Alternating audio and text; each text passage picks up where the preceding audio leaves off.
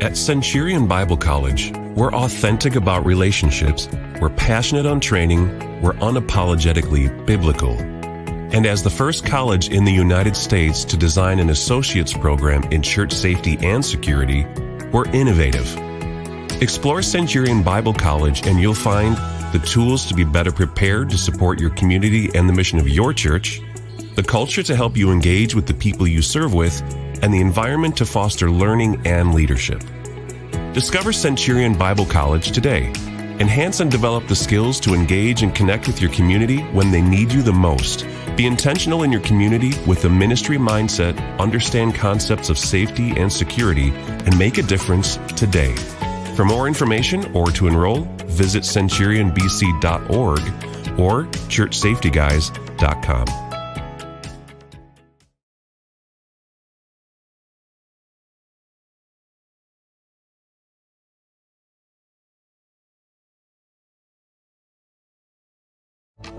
This hour of broadcasting brought to you by 𝗃𝗴RadioCenter.com, a Motorola value-added reseller.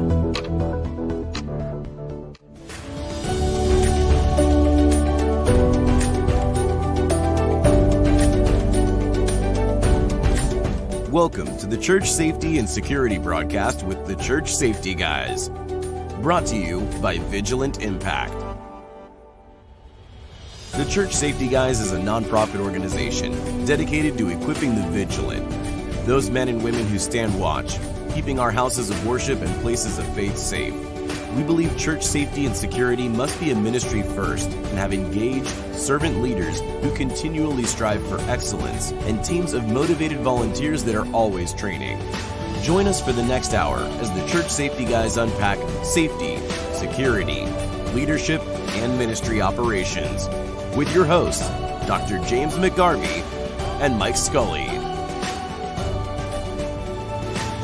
This broadcast is also available on YouTube, your favorite podcast platforms, churchsafetyguys.com, and on the original Church Security app. Download it today. Feel free to like, subscribe, and share with your ministry.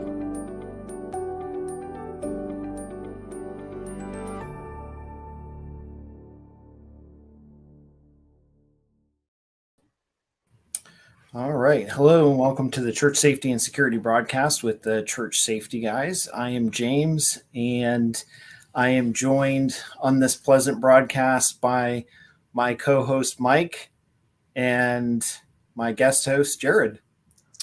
So good to see you guys. Good to see you as well. This side of a microphone instead of in person like a few weeks ago. Exactly. I think he's about done with seeing me because we spent a lot of time together. Road trip. I started adding up the miles. We were road warriors that weekend. For sure. It was it was kind of crazy. And I'll tell you a quick story. You guys will appreciate this. So I just changed insurance companies for my vehicles in my house, right? And so to save some money, because I now have three drivers under the age of 21 on my policy, our insurance company, my insurance broker said, now I'm not going to tell you how to save some money, but she said, I will tell you that if you switch to this company, you'll save a lot of money, and you need to download this app to your phone that records how you drive so that we can actually analyze it. And so everybody in my family is like, oh my goodness, no, they're like screaming, no, we don't want to download this app. And so I said, well, how much do we save? And my broker's like, well, you're going to save about 15% if you put this app on your phone. So I'm like, fantastic. This is awesome. All right, we'll do it. So one of my kids comes up to me about 2 days ago, and she's like, hey, Dad, you know that app you told us to download? And I said, yeah. And she's like, well, I downloaded it to my phone. You know, it tells you when you're going over the speed limit and it sends alerts. And I'm like, no, absolutely. I had no clue whatsoever. And she's like, well, she's like, you've been driving all over. She's like, open one of the trips. So I go, and the first one I open is from Green Bay to Chicago with Jared and I, when we were driving. Basically, we were done with the conferences. We were driving back. and I pull it up, and the whole thing, it gives you like a little red dot if you're speeding. The whole trip was bright flaming red, and I'm like, oh my goodness. I'm like, part of this could be because I was driving through Chicago, right? I'm like trying to get there faster, but I'm like, oh my goodness. I'm like, I am so in trouble. My kids are like laughing at me, and they're like, Dad's got a heavy foot. You can kiss that 15% savings goodbye. Hopefully you probably got a surcharge just driving through Chicago. It's like you lose a little bit of freedom just crossing through Illinois. Oh, we had to, because Jared was flying out of O'Hare, so we spent the night. We drove down. We spent the night in a Hampton Inn in Chicago, and it was a nice hotel. I mean, it was right next to the airport, and it worked out really well. We saw some interesting characters for sure. And yeah, the best was the mood lighting at the restaurant we ate at. They had a power outage earlier, and so they were running off a generator. And so the waiter came over, he goes, "It's going to get dark in here for about 10 minutes because we have to switch the power source over." And so he literally propped his cell phone with the light on right on the shelf above our table. And so couldn't even see what you were eating, but makes for good stories. It does. It was funny. I mean, it wasn't that long, but yeah, everybody in the restaurant, and that was like the only restaurant we could find around for some reason, but I mean, the food was good. I didn't have any concerns, or maybe I was just so tired and beat that I was like, this is gonna, I don't know, but this is gonna work. But anyhow, so if you've listened to us, welcome back in the past. And if this is your first time, welcome. We have a number of resources on our website, which is churchsafetyguys.com. And then also on the Church Security app, which you're welcome to download and register. That's actually free to download on Google and iOS platforms, and to register is free. And there's plenty of resources on there as well. So you're welcome to do that. And as always, if we can be of any assistance to you and your ministry, please reach out. We'd love to work with you guys. We'd love to help you as much as possible, even if it's just a simple question. We have all sorts of resources from Arizona all the way out to Florida. So a little birdie told me that this guy right here might be joining and taking some phone calls too. So so I heard. I could be wrong. I'll keep the ringer on. Yeah.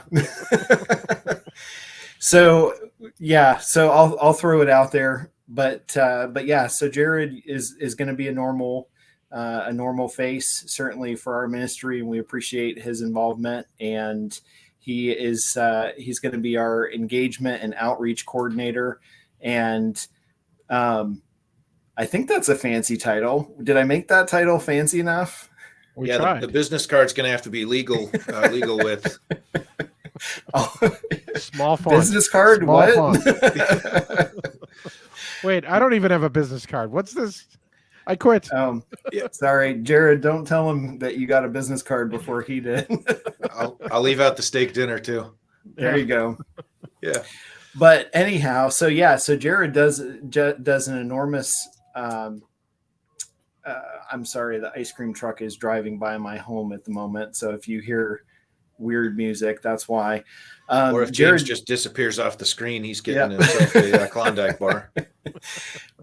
So Jared does a phenomenal job mentoring and coaching churches, and is constantly visiting them and working on discipleship with churches and whatnot. So it's an honor for us. So I appreciate you helping us out, Jared, and joining. And it's always fun, but it just gives us the opportunity to reach more churches and to be, effectively helping folks. And so at any particular time in the future, if you pull up our website and you ask for help or you want a coaching session, you could get one of the three of us. So it's just a great way to expand our our impact and knowledge based, and we're certainly blessed to be able to do ministry with you. So I don't want to give you too big of a head.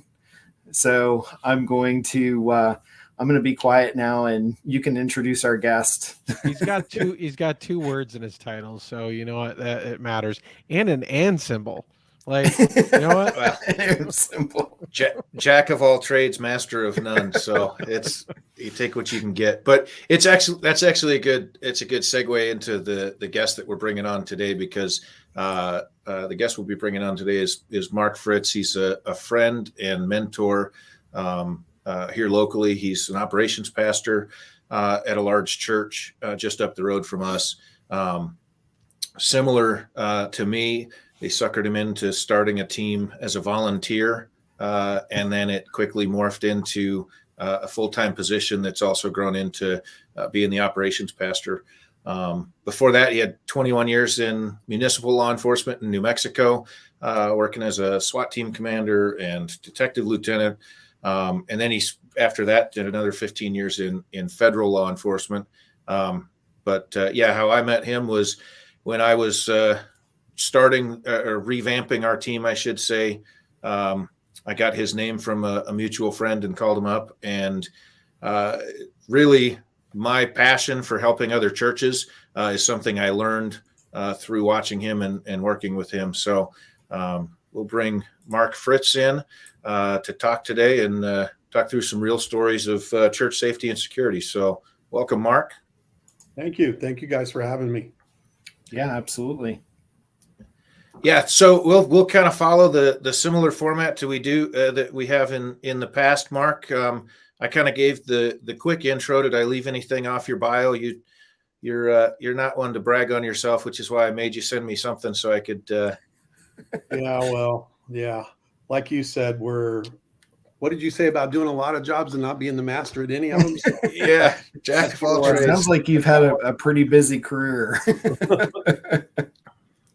Yeah, 𝗵𝗲. So one of the reasons I wanted to have you on is your vast experience, but really I love that you've now moved into a role of operations pastor. You started as I like to joke, just the church security guy, and then your ministry mindset, but also your skill sets have grown in that. What all do you oversee at Mission when you're wearing your operations pastor hat? Yeah, I oversee all the day-to-day operations. So I oversee finance, facilities, staffing, human resources, anything to do day-to-day. I liaison with city officials, local law enforcement.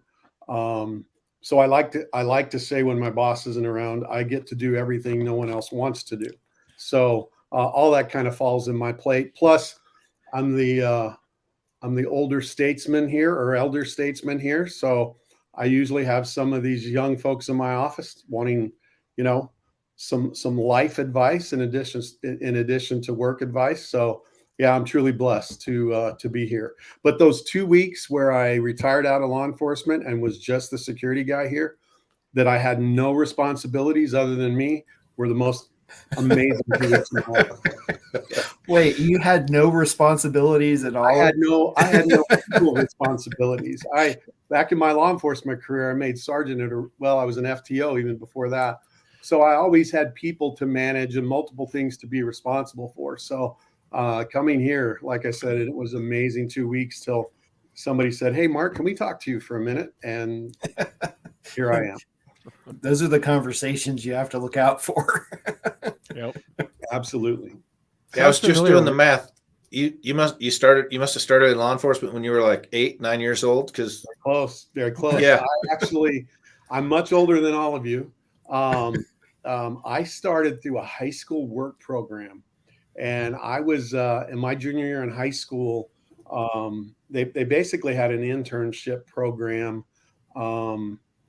but once again, this is back in the 70s.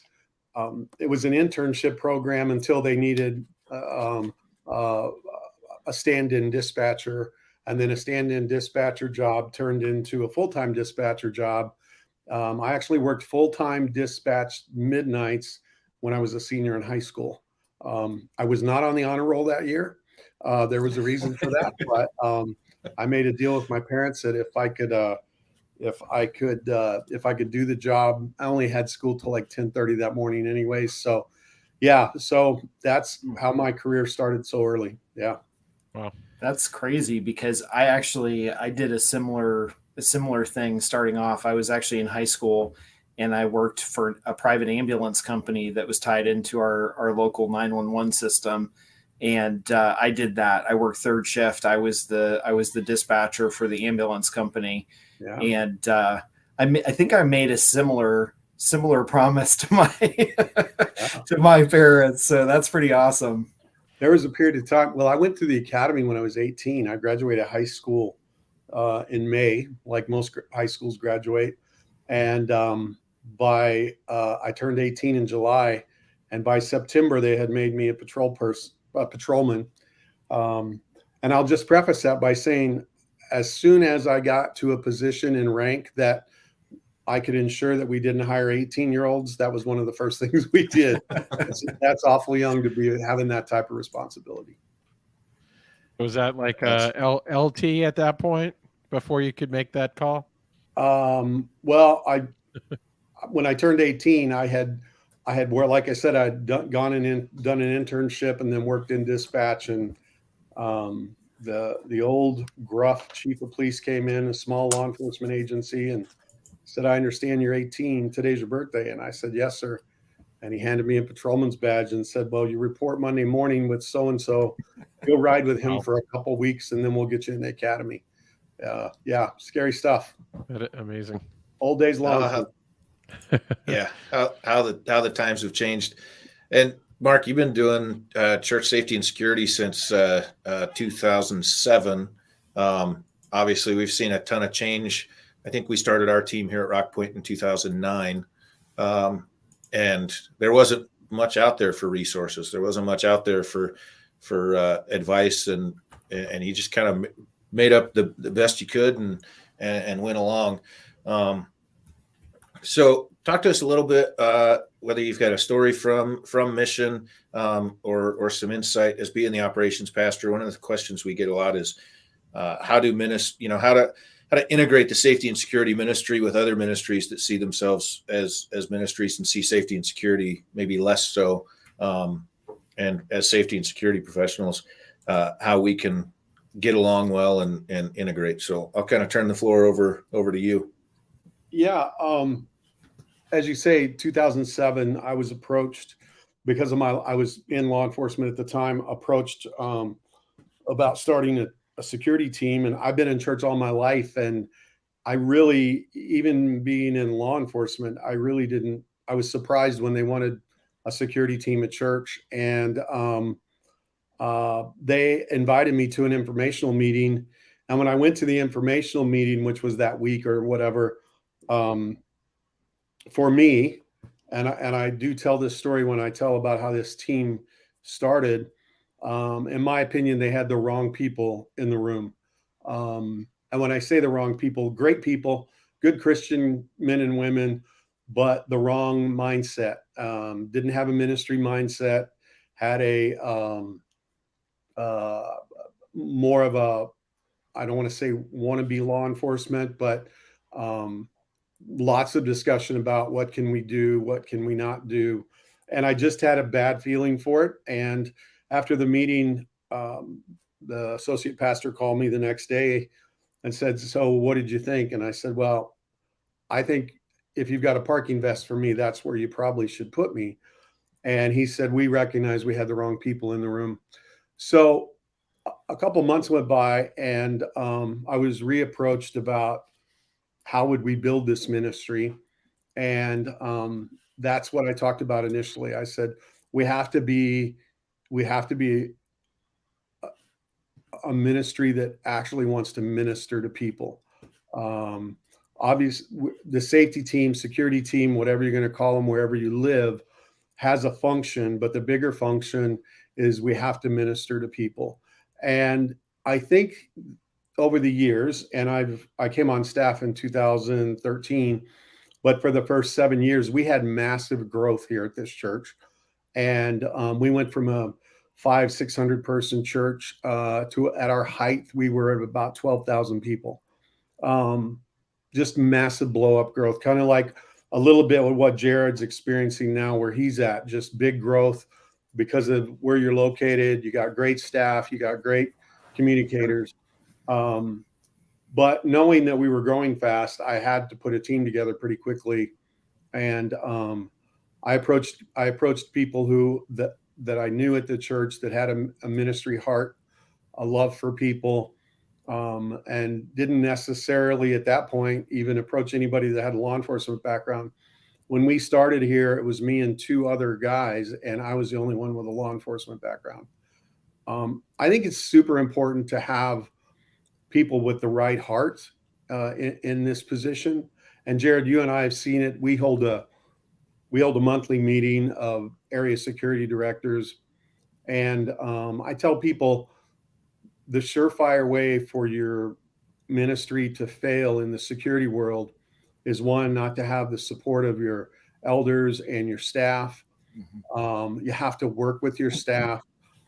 There's so few of us, and when I say few of us, compared to parking people, guest services people, we really make them feel inclusive in everything we do.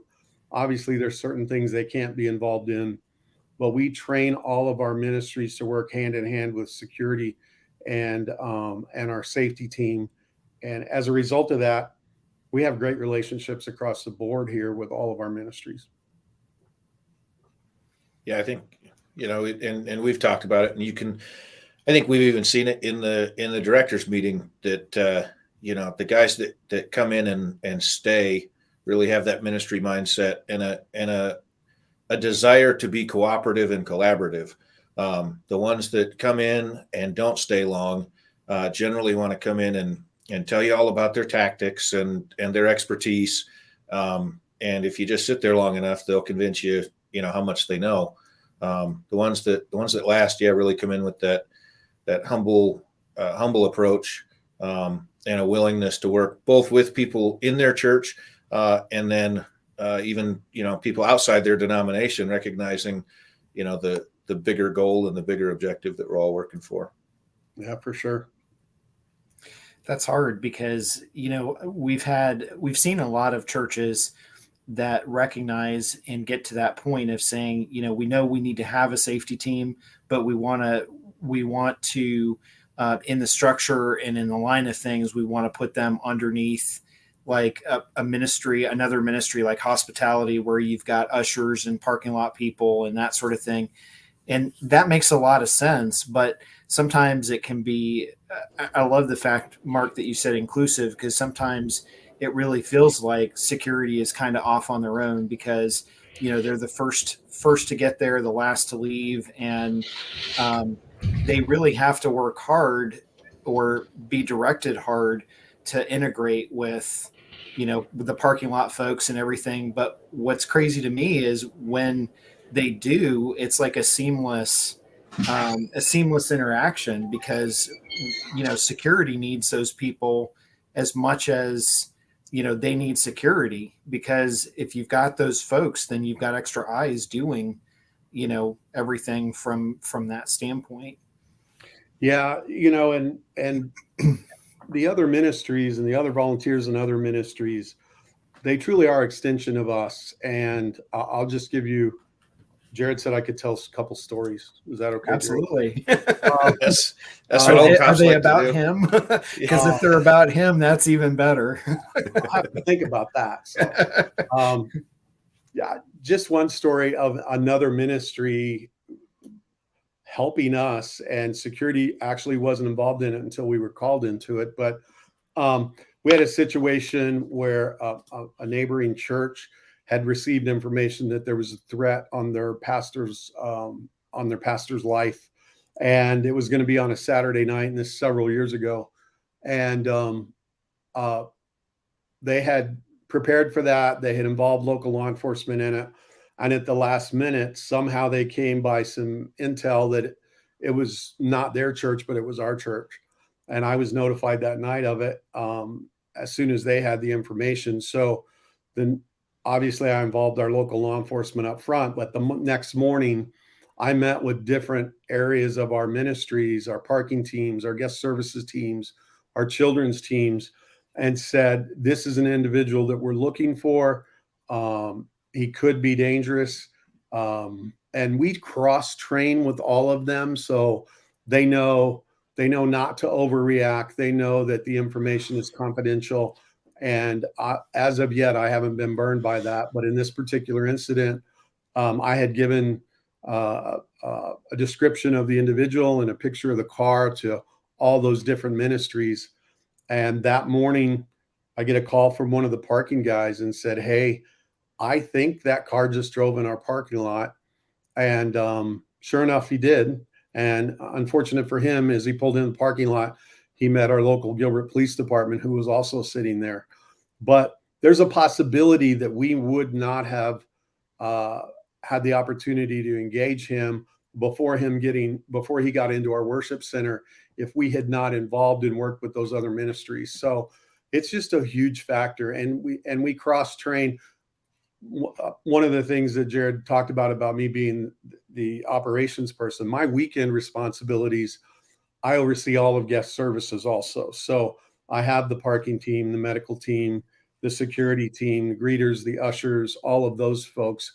And we try to train with them and cross-train in the ministries, which I think they appreciate, because for us, if we have a situation in a worship center, which we have had the last 2 out of 3 weeks, guest services has a role that they must do in order to allow our security and our medical team to respond to that. And if we haven't included them in that training, then it's chaos and it becomes problematic, and it appears to everybody in the room that we don't know what we're doing. So it's just a huge blessing to have those other ministries to work with us. That's a tremendous piece there, a good story there, Mark. And 100%, I found that in a local church I'm helping right now, similar concept. We call it our experience ministry, and that kind of is the umbrella for the parking, for the greeters, for the medical, for security. And so I'm coaching that broader team, which is now creating that cross-pollination to the other teams. So that is see something, say something, be aware, kind of how to communicate. We're rolling out more radios this Easter. We've been blessed with some additional funds to add some additional radios and put all of the parking guys on a radio, not just for them to communicate to themselves, but so that if they do see something, they can flip over a channel quickly and communicate with the team on the ground. So really definitely a great point to make is the collaboration that you can create with those other ministries is critical. Yeah. And I think we talk about the size of our safety and security team, and whether you're a big church or a small church, you could always use a couple more good volunteers. And by engaging those other ministries, it's really a force multiplier of Absolutely. You've just expanded the size of your team tremendously, even if they play a different role. And I think the other thing it does, and I know there's a couple stories from Mission that you could probably use on this one, Mark, is it also builds the trust between the two ministries, so that when a critical incident happens, and safety and security needs to take the lead in the decision making, that the trust is there for them to follow through on what you need kind of in that moment. Yeah, we've had I'm not saying we've always done everything right and everything has gone well, but once again, we've been truly blessed, and we've had a couple situations that could have gone bad. We had a suicidal subject one time, and I wasn't on campus, and our executive in charge needed to interact with our security leads.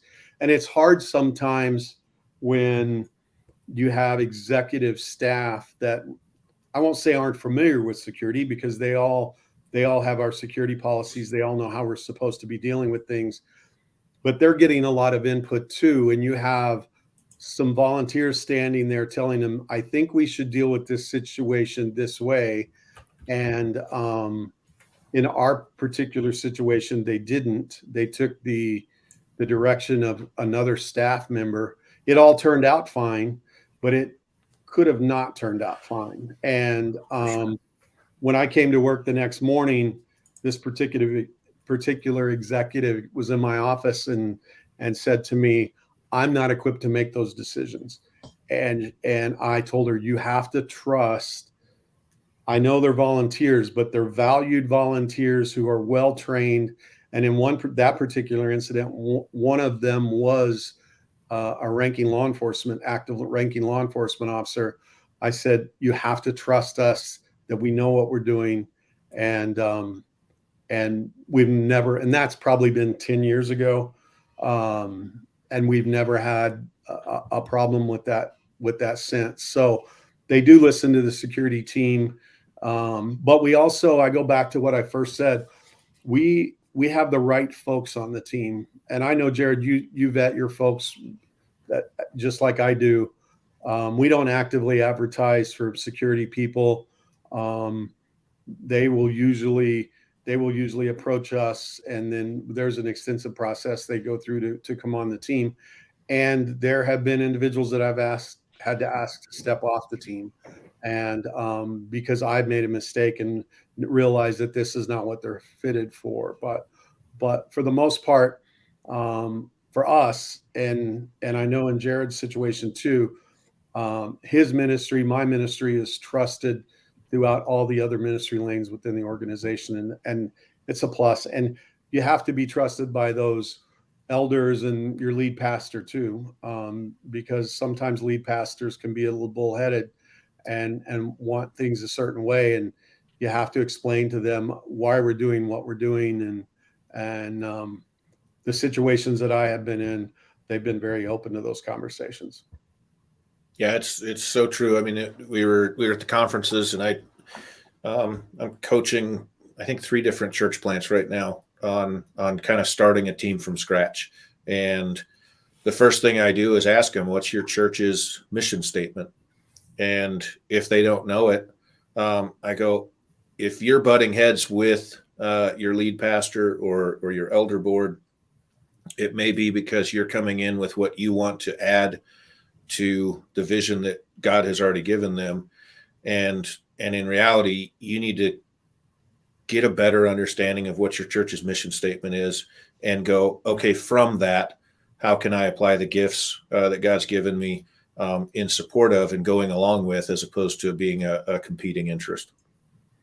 Yeah. It's a cascade. I mean, it starts at that highest level and it cascades to your team. As a leader of an individual team, you got to figure out, yes, cast vision for what your team's going to do, but how is that work in support of the mission of that church that you're serving at? So if you can marry your objectives, your goals for your team to the mission of the church and speak it in that sense, in that language to your pastors, you're going to be that much further along in the chance of getting them to cooperate and listen with you. Well, and all you guys know too, one of the ways for your church to fail is, if your security teams are heavy-handed, and I don't Monday morning quarterback the way anybody else does anything. I always tell people when I help them, whether it's with my policies or just how we do things here, they come and shadow. This is what works for us. I'm not saying I'm an expert in anything. You can take my policies and you can use them if you want, or adjust them however you need to adjust them. You can, based on your observations, when you come to shadow us, we're not experts, but this works for us. So I just always encourage these churches to figure out what works for you, figure out what works for your staff and your volunteers, and integrate that across the board. Nothing we're really doing it's not rocket science, and 99.9% of the time, nothing ever happens. So during that time, how are we ministering to people when we're not actually doing a security function? I think honestly, and Jared, I was actually counting the moments in the broadcast because you haven't used your 2-word phrase, but relational equity. There you go. But the truth is, and I love that. And when I first met you, you used that, and it blew me away, because that was the phrase that I was looking for to try and understand and explain this phenomenon, right? That, it's a relationship from, not only from the safety team leaders to the volunteers, but it's also the other way from the leader to the pastor.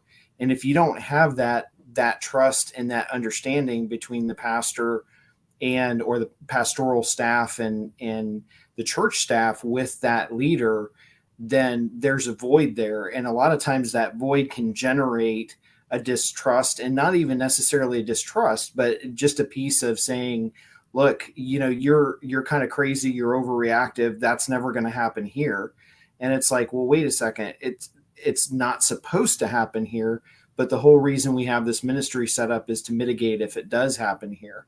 And so communicating that and building that relationship, and we've seen that quite a few times. In fact, I talked to a church not too long ago where they couldn't get along with, and this is actually one of the questions that just came in, like, how do you get along with your leadership? And you have to be, honestly, and Mark, you're welcome to jump in here, but from my perspective, you have to at least be friends first, because if you're not a friend and you're not interacting in a positive way with your church leadership, that's going to be really hard to do. Yeah.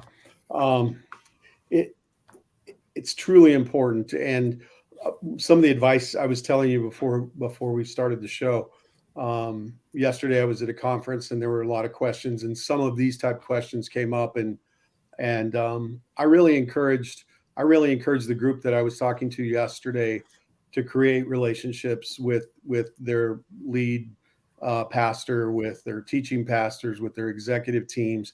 And when I say those relationships, to create trust, and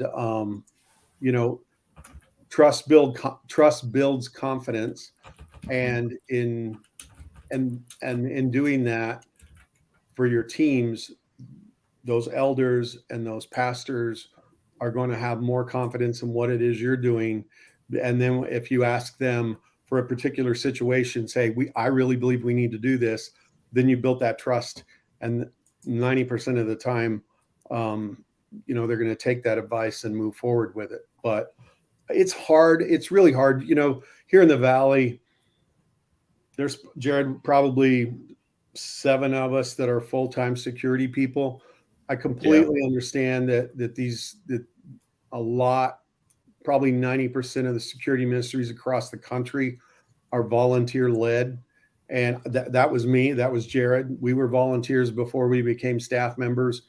And it sometimes is hard for you to create those relationships if you're leading the team, but you're also answering to someone, whether it's hospitality, guest services, like an operations executive pastor, whatever it may be. And that may be where you start as it relates to that relationship building. Jared has relational equity. Is that what it was? Yeah. Now, mine is aggressive friendliness. We have that in our policy because we get these guys who are, they're serving on the campus safety ministry. And I think, James, the first time I talked to you, sometimes I get frustrated because I'll hear someone on the radio going, "Hey, we're watching this guy over here," and I'll finally come on the radio and intervene and say, "Has anybody gone to talk to him yet?" Sure. No, but he's acting suspicious. Well, he probably needs prayer. He's lost. He wants to know where the coffee is, or it's his first time here. Sure. Okay. Going back to that 99% of the time, nothing happens. This is an opportunity for you to go minister to that person, introduce yourself to that person, walk them where they need to go. So we preach aggressive friendliness here quite a bit with our teams. And it's just that in itself builds trust with other ministries because they see you doing that instead of being the guy with the arms folded and the sunglasses on standing over in the corner, because that then, you're creating a wall with the other ministries at that point. I think very often it can be the word authority itself. I think for some people, the word authority in their own mind puts them on a pedestal, and they start from a perspective of I'm the authority, I'm the one in charge, and it starts adopting a very selfish positional authority versus an authority of saying, hey, I'm here as a greeter, I'm here as a usher that has lethal capabilities. Now there's a difference from that perspective, and you see all over our materials we talk a lot about inspiring and influencing, and that's the real nature, is that for those of us that may not ever get to a position of direct authority in that sense, you may just be a team member, and that may be where God has you placed, and you may not seek to be the leader of that team. You still are a leader. You're setting an example for your colleagues, you're setting an example for others, and you have an opportunity to inspire your colleagues and influence your colleagues in a positive way, even without the title. I know for my teams are comprised of 7 persons on a team with a medical person. I can't take credit for it, but it happened, and it's been kind of a weird phenomenon. A lot of my campus safety teams almost serve as a small group for each other. They do things outside of work together. They do some training together. They really have those teams have become really close. And the way I schedule my teams is somewhat a little bit different than other people. I put you on a team, and that's where you stay, so they get to create those relationships. But relationships are what this is all about. And if you're not building relationships, either within your team, in your church, with your volunteers, in the role of security and safety, then you're not doing it right. Yeah, it's Mark, so true. I wanted to jump to a quick question, and you alluded to this at the beginning, but somebody just messaged the question. I've been in situations where it's believed that current or past law enforcement make for the best members of a security team versus non-sworn individuals, even those who have years of industry experience. What are your thoughts on this? Well, you're probably going to be surprised by this answer coming from me. When this church started growing to the extent that I could not manage it by myself, I had to pick leaders to lead the individual teams, to manage the individual teams. I didn't pick any of my law enforcement guys. There's a couple of reasons for that, but one of the reasons was I wanted to make sure that those individuals were freed up to do what they needed to do if we had a situation where law enforcement, we talk about holding the wall for 5 minutes. That's our average response time here locally for local law enforcement. But I lean heavily on my non-law enforcement people. There are times, and I still have team members who are either current law enforcement or retired law enforcement that aren't shy from giving me advice on how we should run things. I love advice. I love feedback, but I also have to tell them and remind them, you have to understand church culture. There's certain things in the secular world that you're going to initiate in an emergency plan or a security plan, but you have to understand the church culture. You have to understand what is not only safe but acceptable in church.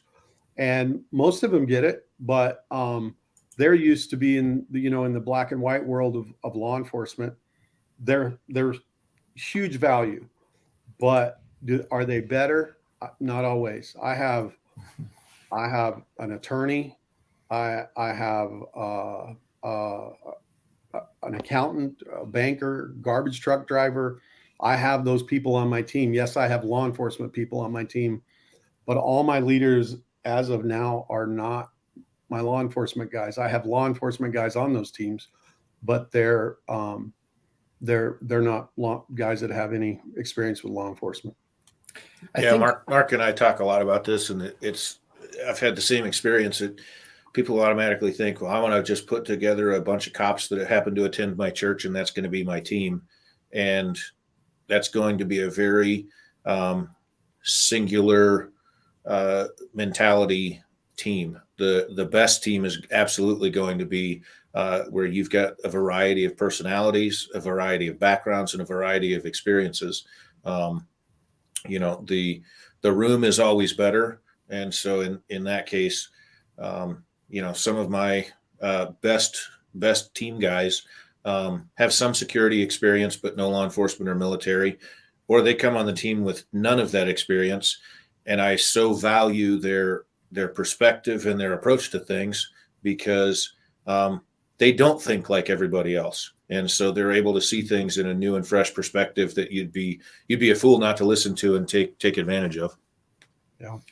I think honestly, yeah, for years, our safety team, our ministry was referred to as the veterans ministry because of how many, you know, lovingly, but how many veterans we had on it. And there's a gentleman that served with me for quite a while that was a Columbus police commander.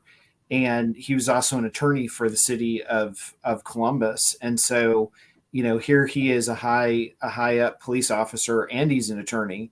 And so he would always come dressed up in his uniform every Sunday on his day off. But he would say, hey, if you need me, call me. I'm here. I'm a visual deterrence, but I'm not going to wear a radio. I'm going to sit with my family. And if you guys need anything, you can come grab me and get me. And from my experience, and him and I are very close friends. We're still friends. He's retired now. And I love him and his family dearly, but much of my time in looking at a situation and mitigating a situation when he was involved was expressing the point of view from the pastors, and the pastors trust me to handle that situation the way they would want to handle the situation with that relational equity.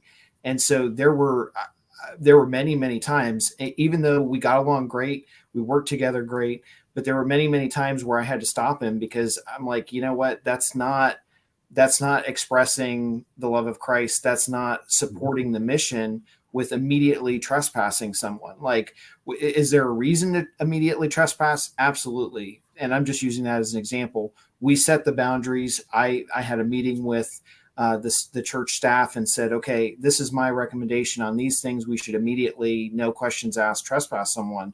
But, you know, they were leaving it up to me, the staff was, to work with law enforcement and make that decision and say, you know, the mission, again, bringing in the mission piece of the church, that there are times when, you know, it's okay for a homeless person to come in. It's okay for someone that's odd to come in because we're supporting, we're supporting the community. Like that's the whole point of the church. So, you know, trust but verify comes to mind. It's like, you know, we want everybody to come in. We want people to hear the gospel, but at the same time, we need to be careful. But that doesn't mean that we can't, you know, be aggressively friendly and, you know, and do that. And sometimes first responders beyond the PTSD concern that's starting to get known more, sometimes first responders need a break. You know, and sometimes if Sunday is their only day to come to church, that means that they, you know, worked hard. They don't need to necessarily be instantly on a team to serve because they need a break with their family, just like we all do when we serve. So, yeah, that's a really good point. I know of several police officers that attend that don't serve in my ministry, and I don't pressure them. They know who I am. I know who they are. I've had some of them self-identify and come up and say, hey, I'd like to serve. But of all the active law enforcement people that I have on my team, they are not people that I approached. They approached me because I want to give them the space and the time to be able, because as a guy who did a lot of years in law enforcement, I know how hard it is to get to church, working shifts, having court, and sometimes your days off. We had a situation today. There was an active police officer on duty sitting in the parking lot waiting till 2 minutes before 9 so he could check out to go to church. And He's been doing that. He's new to the area. He's been doing that for a few weeks now. He's in uniform. And then we had a situation in the parking lot today that tied him up for 2 hours. But that being said, it's a huge value not to pressure those people. They're great to have, but I know plenty of churches, and I know all of you do too, plenty of churches that don't have law enforcement people on their teams, and they operate just fine. So, yeah, I mean, honestly, and Mike always laughs when I use this acronym, but I've used it in a few books, and I say, I want fat people, and that's faithful, available, and teachable. Because Amen. To me, if someone has those three things, you know what, I can do a lot with that. And if they're available, they're there mentally, they're willing to serve, I can teach somebody almost anything. And starting typically, when we do it, I start with de-escalation and other skills that anyone can do, really. But I say this 100 times too. I've prayed with people more in 16 years of being a safety director than I have used my firearm. So, Sure. From that piece of it, I think honestly, and Mike and I have talked about this before, and I think Jared and I have too. It's amazing to me because it seems like we went through a stage of, yes, you have to have a team, a safety team, have a team. And now we've kind of shifted to, well, we know you have to have a team, but train for the active shooter. And it's like, the reality of it is the small percentage of what we see that actually happening. We see far more medical incidents. We see far more mental health concerns come into the church than we do active shooter. And I think, honestly, sometimes that's a little frustrating when working with churches. But Mike, you wanted to jump in? Yeah, it really, to that point, James, is it's an overswing. I think for so many years, and Mark, you were there when you're getting started with no resources, as Jared mentioned, and James and I were doing that as well. We struggled through that, but we kind of worked through it.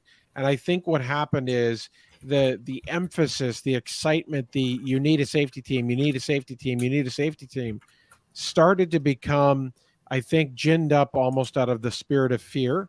And it was kind of almost Paul Revere-esque. We joke about that as well. It's almost like the active shooter's coming. But it's still the 1% scenario. And it's like they're only talking about that. And I think, Mark, you even talked about it, is the idea is the ones that last for a while versus don't last for a while. You see the dynamic of what they're talking about all the time. We see it in the group all the time as well. You get the folks that's all they want to talk about versus actually talking about the mechanics and the details and all the hey, when was the last time you prayed with your team, for that matter. So I think there was a complete overswing, and there's still a heavy emphasis. Don't get me wrong. There's a time and a place, and there's a value for that level of training, I think. But if you don't have an AED in your church, if you don't run regular CPR on your team, if you haven't actually run evacuation drills or have labels on doors and made contact or outreach to your local department, you got a checklist of things to tackle long before you ever run an active shooter training. Yeah, when someone wants to come on our team, there's a couple things that I ask them that are really indicators to me of whether or not I'm probably going to allow them on the team. And one of them is, what's your perception of the campus safety team here at Mission? And the best answer for me is, I didn't know we had one. I want us to be, we wear name tags, we wear the things, we do the things, but I don't want us to be out there in their face. And that's real important to me. And you're so right about the active shooter thing. The next question is, they will always ask me, can I carry a gun? And I tell them, unless you're active law enforcement or have a LEOSA certification, which is retired law enforcement, no, you can't even be considered for that for at least a year. And then there's an extensive process you have to go through. Surprisingly enough, I've had people self-select and say, that's fine, I can't be on your team. And we part ways, and we're brothers in Christ. But when the focus is firearms, that's not the focus of my ministry. It is a necessity. It is absolutely a necessity for us, but it is not the focus, and it should never be. I love that. I love that you make that distinguishing line like that. You draw that line in the sand. I do the same. Really used to do the same thing, and I joke around with my guys about that. Like, they'll send someone to me and say, "Hey, go talk to him and ask him, about joining the team and what type of gun you get." And I'm just like, I'm sitting there and I'm like, please stop. Don't do this. But I love the fact that you said, that's not my mission. That's not what my team's about, because that, to me, that's a gold nugget that speaks volumes, that you have to have. And honestly, for any team that's out there listening, you have to have that authority to direct people, because if you falter on that, you will end up with people that, again, maybe don't have the same value structure, or only there because they are, former law enforcement wannabes, or, cop wannabes, or security guards or whatnot. But there has to be an integration of the mission and biblical concepts with that. So I love that. I know it's always a red flag when somebody's more interested in carrying a gun than carrying a conversation. I say this in humor, James and Mike. I know you're not that familiar with Arizona, but the world believes everybody in Arizona has a gun, and that's pretty true. And so we don't disallow firearms carried on our property or in our worship center. We disallow open carry, which we have occasionally. Just a week or so ago, I had another individual come on campus wanting to open carry. We don't allow that, but yeah, it's just not the focus of our ministry. And like I said, as long as I'm running the ministry, it won't be. For sure. Well, we are just about out of time, so I appreciate very much you joining us tonight, Mark. It's been great to have you on, and I love your focus and your heart, because that definitely comes through with sharing. And we could probably, I feel like we could go another hour, but all of our spouses might disagree with that. And but I just want to say, you guys are doing great things. I follow you on social media. I've talked to Jared about you guys extensively. We're in different parts of the country, but you're truly doing God's work, and you're doing great things with what you guys are doing. And for me, I so much appreciate that.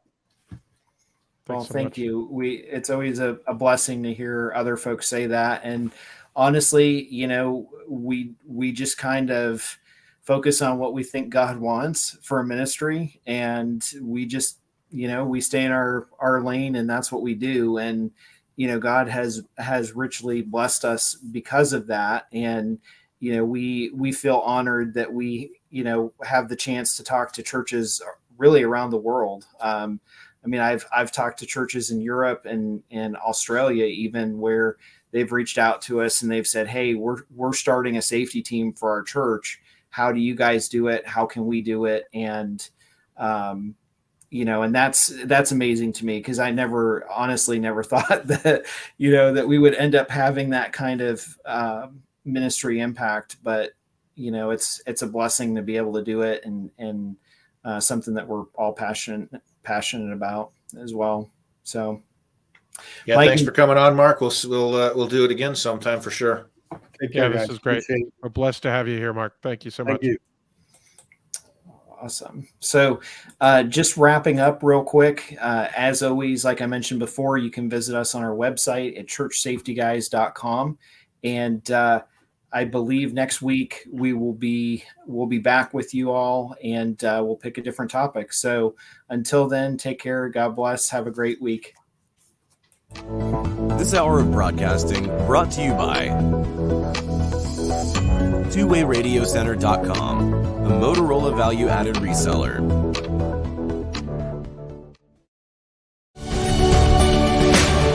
Thank you for joining the Church Safety Guys broadcast, brought to you by Vigilant Impact. We hope that you found it informative, and we appreciate your feedback and interaction. Be sure to share our broadcast with your teams, join the discussion online, and connect with us on social media. For other great ministry resources, download the Church Security app or at our website at 𝗓𝗡𝗎𝗂𝗋𝗔𝗇𝗏𝒻𝒂𝗠. Remember, keep a servant's heart, a mindset of ministry, and semper disciplina. Always be training. Have a blessed week.